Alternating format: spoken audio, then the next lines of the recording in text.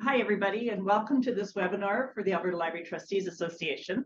This one is about just general behavior of boards and how to function effectively as a board. So I'm going to ask our speakers today to introduce themselves, and then we'll start the conversation. Vic?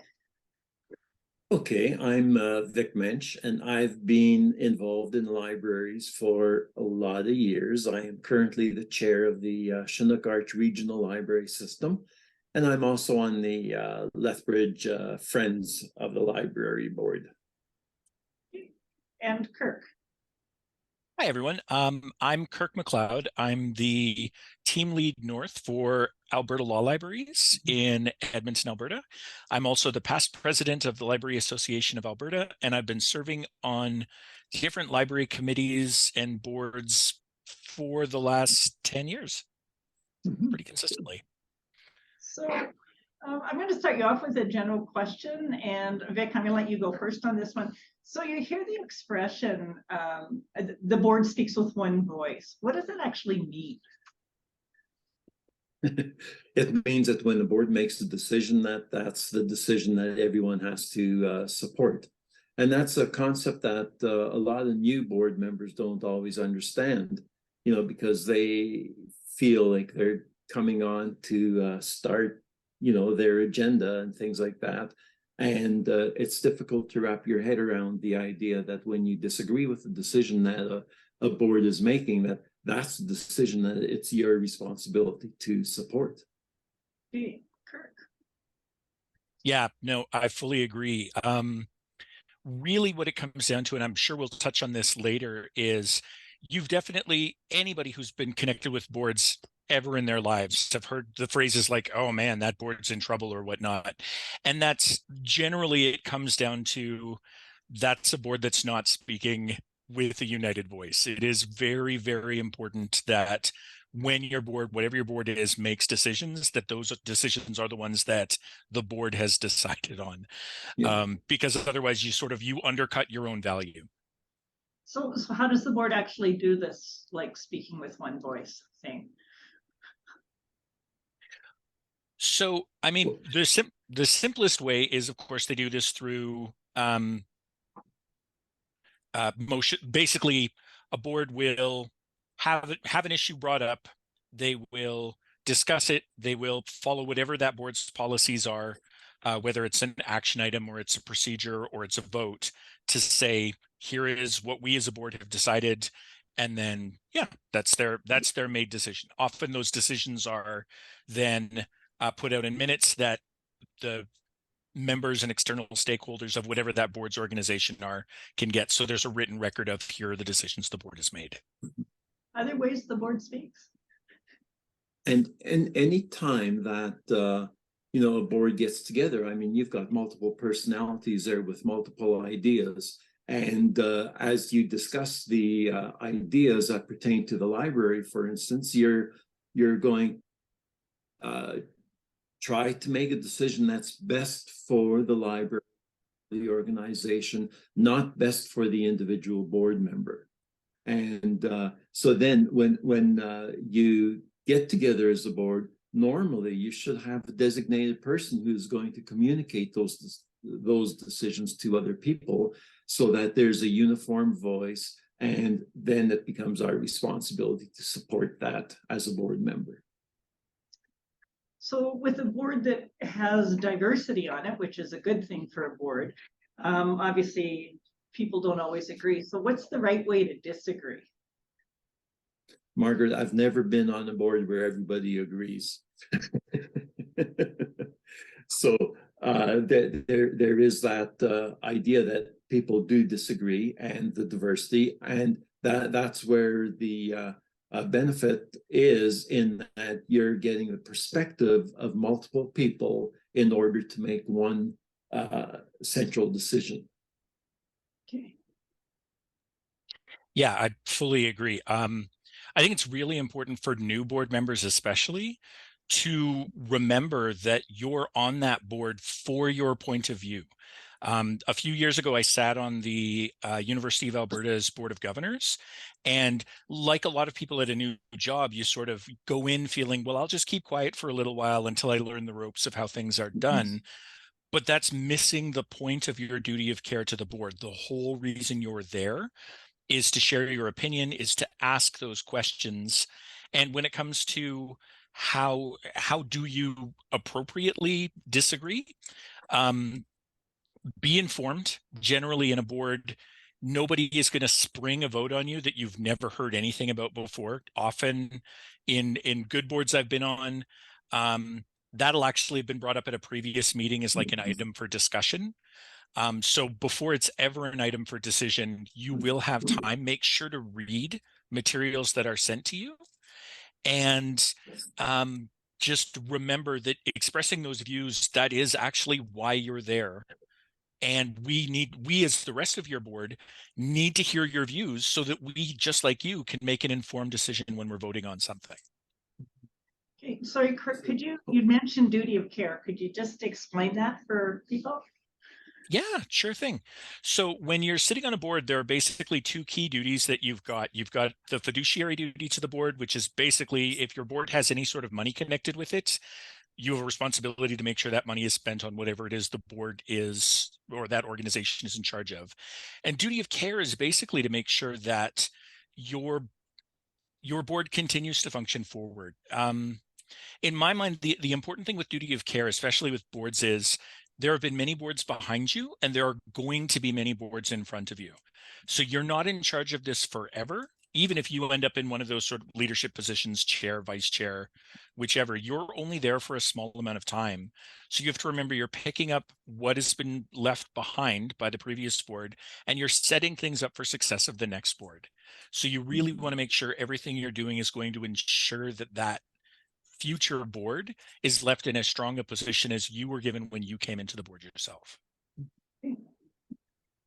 And if I can just add one thing to that, it's really important to get that memory for a long term. You know, often if we don't make decisions that are clearly articulated, a later board won't have a clue as to what it is that you actually were thinking. And so we always have to think in terms of that distance that's coming to us. So I think that's an incredibly important point, Kirk. So absolutely. Vic, I'm going to throw this one to you because we'd already started talking about this. Can you talk about the idea of parking lot meetings? Oh, yeah. I think parking lot meetings really often can destroy the unity of a board, in that, you know, and I've been in situations where I've been in meetings and people are engaged in a discussion and people don't say a thing.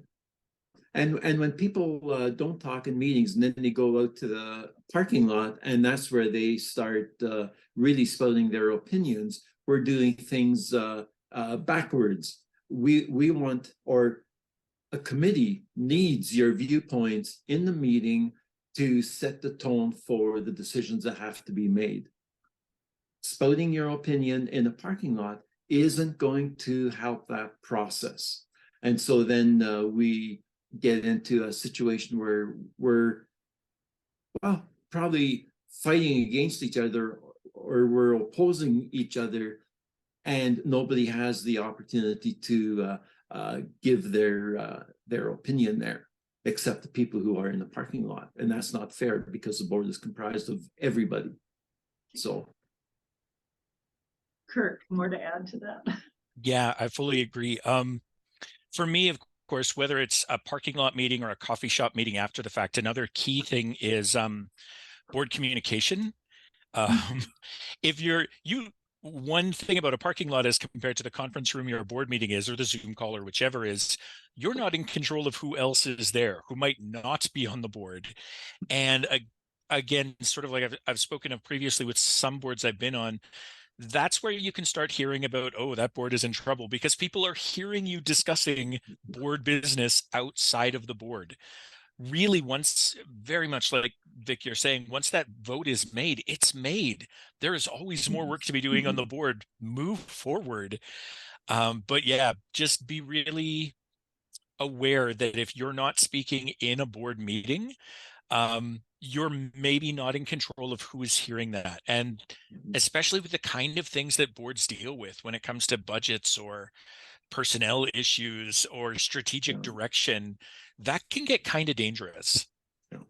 And just one thing to add to that is that a board makes a decision based on data and research and those sorts of things. In the parking lot, you don't have the data, the research, you have opinion.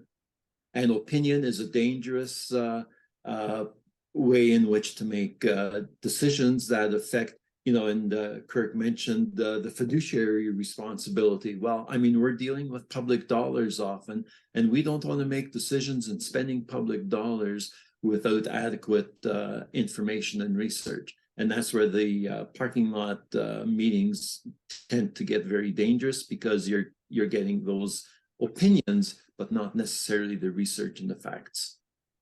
So Kirk, you've raised the confidentiality issue. Can I push you further on that? And can you talk about in camera, what it means and why you do it? Oh, sure. So in camera is basic. I mean, it's what's the actual legal definition? It's like in chambers, like in a judge's chambers.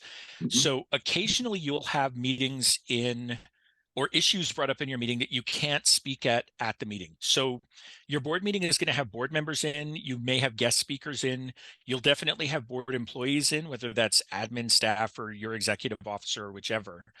And sometimes you'll have an issue, and these are often HR issues, contracts, sometimes legal concerns, where the board does need to talk and make a decision, but very specifically, say it's a personnel issue involving that administrative employee, and not even a bad issue, just any issue, they can't be in the room while you're making that decision. So you need a space where you can talk that also is not recorded in the meeting minutes.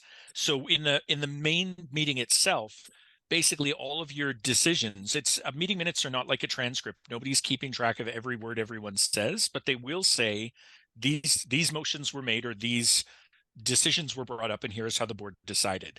Sometimes you have to be able to talk in camera, and this is honestly for those new members. I find, especially in those first few meetings, people are actually a little bit more comfortable talking in the in-camera side than they are in the meeting where they know there are minutes. And that's fine, because again, we want those opinions. That's how the board can make those decisions. So it's in camera is basically just where you can talk about things that will not be copied into the meeting minutes and often are of a more sensitive nature. Yeah. Can I add to that is that when a board decides to go in camera, they need to make a motion to go into camera for such and such a reason. The other thing that Kirk alluded to is that there are no minutes within that in-camera meeting. And if a person does take notes during that in-camera meeting, that is FOIPable. And so that can become a document for public consumption, and you don't want that. You can't make any decisions within the in-camera session. Any decisions have to come after you're out of camera, and then you can make the decisions. And of course, those decisions want to be, or you want to couch those in terms that are fairly general so that they don't give away pertinent information that's very sensitive. So that's like a double level of confidentiality, because you can't even check those items with people once you're out of camera, right? So Vic, do you think the board should have a code of ethics or an operating policy or something to direct this behavior? Yes, that's the short answer. Yes, they obviously need to have a code of ethics or a policy on board behavior. You have to consider that as a member of the board, you are, or you tend to be seen as the face of the board. And so what kind of reputation do you want as a board? And by extension, then what kind of reputation do your board members need to have too?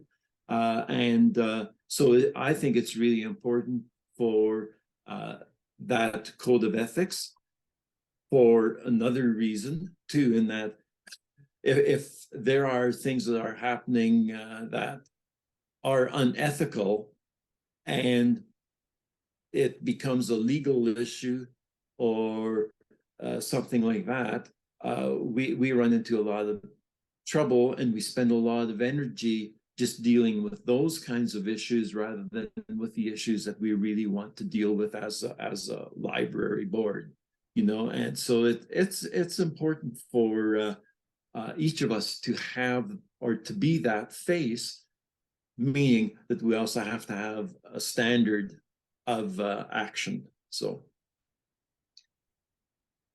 Yeah, I fully agree. And I mean, having those code of ethics and policies are just, it's such a benefit when you're coming in on a board. It's one of the first things that you're reading and understanding. And it's for future boards too, right? Like, you don't, even if your board is going entirely smoothly and there are no problems now, if something happens 5 years later, you want those procedures and policies to be in place so that board, 5 boards down the line, have a really clear and easy understanding of what decisions were made during your tenure on the board. yeah. One other point I'd like to make is that if you have a code of ethics and standards, I mean, there's that transparency, and you show the respect and the openness of the debates that you're having and the decisions that you're making. And that just raises the whole level of respect that others have for you as a board. Great. Absolutely. So since you both kind of now alluded to this, I'd like to ask my last question, and that's about the orientation of board members. Kirk, I think I'll start with you here. Like, what needs to be in the orientation? How does that have to happen? Sure. So key things in any orientation for a board are explanation of duty of care to the board, explanation of fiduciary duty to the board. And then past that, really, for me in the boards that I've worked on and have had the best experience with, literally telling those new board members, you have been brought on for your opinion, not to learn the ropes for a year or so. You really, we want you here to give answers, to give points of view, to do the readings. Like, for most board meetings, a week before the meeting, you'll have had the access to the agenda for the upcoming meeting, any related documentation, read those things. But the whole point is, on a board, you are really one of the last checks and balances to make sure that things your library are doing or are preparing to do are in line with the strategic plan and the mission and the values of the organization. So your job is always look at what is it we are telling our jurisdiction that we do, and how does whatever this thing is align with those things. And just reminding board members, quiet is nice, except you're here for your opinion. Really, really, we want your opinion. That's why you're here. And even if your opinion is just a question, that is valuable. We need those questions. Just to build on that a little bit, a lot of new board members need to be reminded of the fact that they are generally a policy-driven board, and that they don't get involved in the weeds in the operation of the library or the organization. The board has generally one employee, the CEO of the library or the head librarian, whatever you want to call that position. And so everything goes through the librarian, to the head librarian. And so I can't go into the library as a board member and tell the employees what to do. You know, I need to talk to the board, and the board directs what the board wants the librarian to do. And those are part of those areas of orientation that are important, because you need to know what the policies are, you need to know what the structure is, the accountability structure, and you need to know how everything operates. So that's really an important part of that orientation as well. Yeah, for me, it's definitely, and considering we're talking to library boards, so I'm sure there are a lot of you out there who are readers. There's an excellent book out there by a fellow named Jim Brown called The Imperfect Board Member, which talks specifically about governance excellence. Yeah. And yeah, just to readdress one of the questions that was brought up earlier, I guess the other thing I would say to any board member in that orientation is, once a decision is made, it's made. There is no benefit to yourself, no benefit to the board to explain loudly or quietly after the fact how you think the board was wrong. Once you've made your decision has been made, reasoned, the board voted, it's done, continue forward.